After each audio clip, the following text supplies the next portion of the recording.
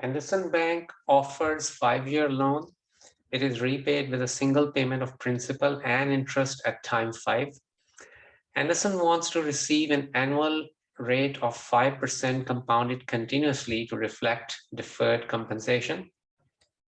For this loan, the percentage of borrowers that will default is 0.7%. So this is the new thing we have in this problem. We've been dealing with this kind of problem before, but we never had a default situation. So here, the percentage of borrowers that will default is 0.7%. And for the loans where there are defaults, Anderson Bank will be able to recover 30% of the amount owed after 5 years. So let delta be the credit spread calculated as an annual rate compounding continuously that Anderson Bank needs to charge, calculate 1000 delta.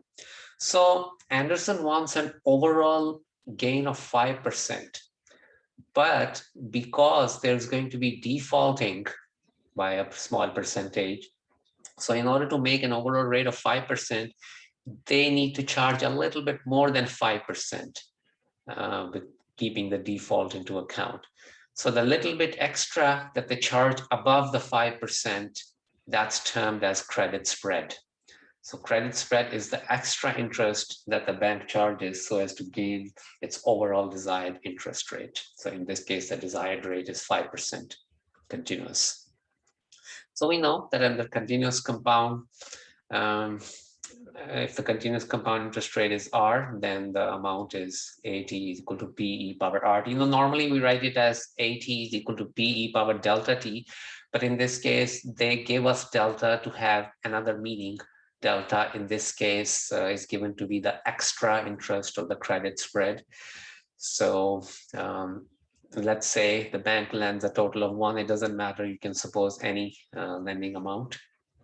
So then in 5 years, at a continuous rate of 5%, the bank wants to make 1 times e power 0.05 times 5. Interest rate is 0.05 and time is 5.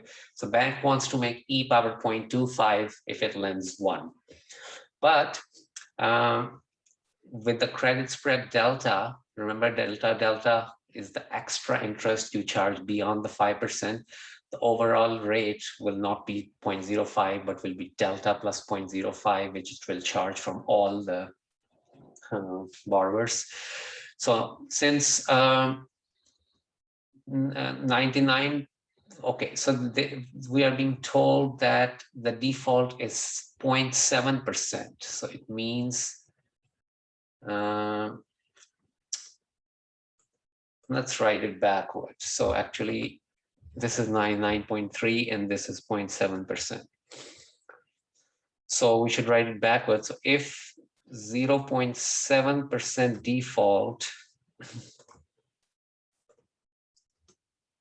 which is what is given, then 99.3% will pay back fully. Okay.